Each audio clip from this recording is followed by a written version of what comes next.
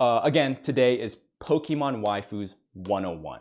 We start with an ethical question, and that is a matter of hard science versus the social science. When we are analyzing the question, what Pokemon are the most attractive, we have to consider the ethical question, which is, can you be morally sound in performing coitus, being intimate with a Pokemon? Succinctly so, I believe that answer is yes. The great philosopher Hathaway once said, "What is love?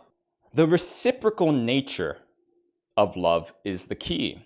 I do my best to cover previous material to give a holistic view perspective of what we're going on, but I can't review everything.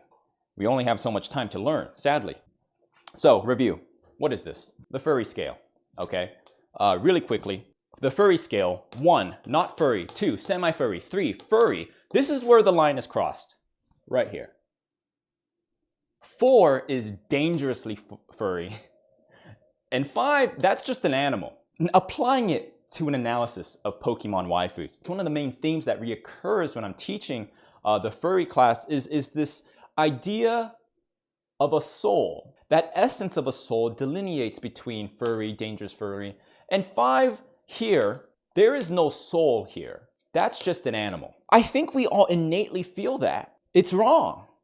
They might be cute, they might be a little thick, but there's no soul there. That's just an animal. But a Pokemon, that's a different story. They're conscious thinking. Pokemon are self-aware creatures.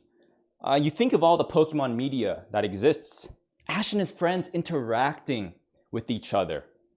I think they've proven that Pokemon can think. Even more than that, I think Pokemon, they feel, they cry. They can care for their human partners. Pokemon can love. And if Pokemon can love, they can fuck. Perhaps a Pokemon's love even exceeds the potential of a human's capacity to love. Why? The capability to love like a human mind, but with the veracity and the physical prowess of a Pokemon. First off, we want to hit the low-hanging fruit. I call these the oral types. These are the oral types. Here we have a Weeping Bell, and here we have a Lickitung. Again, I say low tier, low-hanging fruit in that, in terms of Poke Waifu material, these are commonly picked purely for their physical ability, for their ability to perform that Hobby Lobby Sloppy Toppy, the Weeping Bell, the Lickitungs. These are the fleshlights of Pokemon. What is love? Physical, mental. It can't just all be physical. There has to be a connection. How are you going to spend the rest of your life with a Weeping Bell? You won't even be able to talk to it because its mouth is going to be so full. So again, very obvious, very physical. Now we're going to go into a little more abstract area now. What do we have here?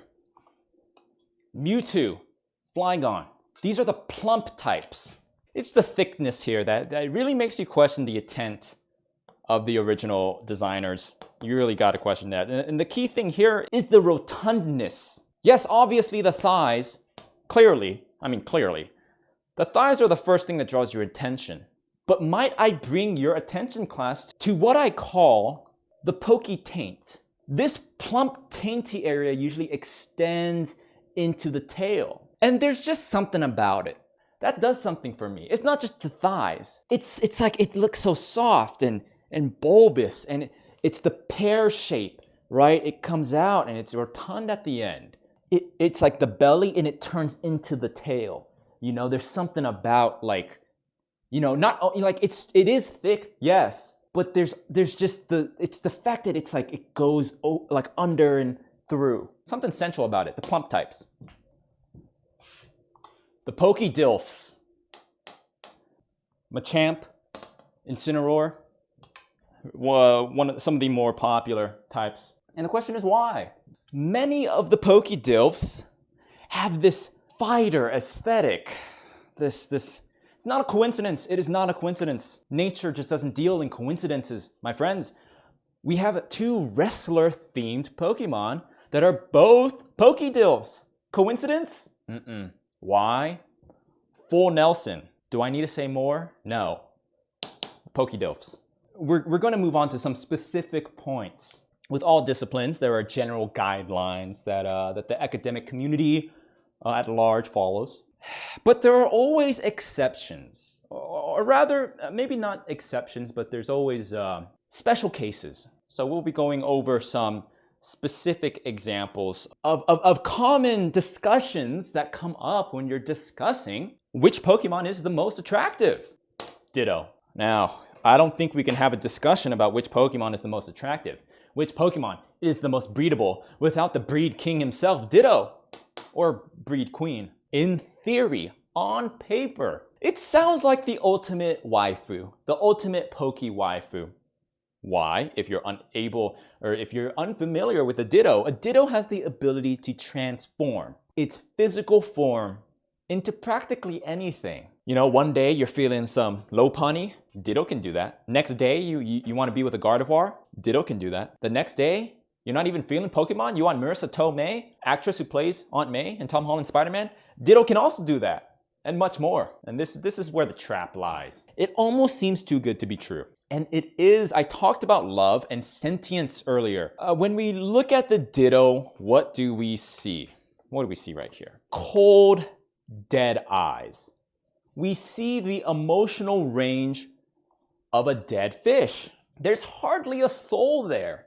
A glorified fleshlight. Lovemaking requires a connection, not just a pump and dump. That's what Ditto is, let's be honest. And let's say you go through with it, it was great. You had Ditto transform into whatever you're feeling that day, that particular chef's choice. You know, after you're done with the deed, you want to roll over and you want to be able to turn and look over into the loving eyes of your partner, of your Poke waifu, laugh, live, love.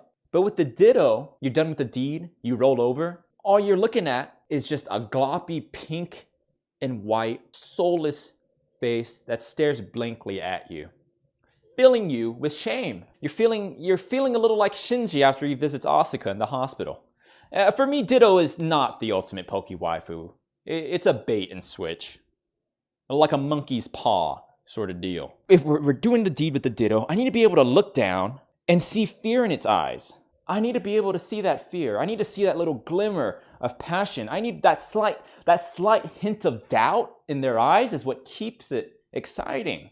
That's what I need to get off. And with the Ditto, I'm simply not having that. Also, might I even say that a Ditto untransformed might be better than a Ditto that has transformed. So straight off the bat, I want to say Lopunny is another bait. It's another bait and switch. Unfortunately, this is a very controversial topic, but here at Ligma University, we deal with the hard truths. Lopunny has one of the highest marks in terms of physical attractiveness. I mean, clearly.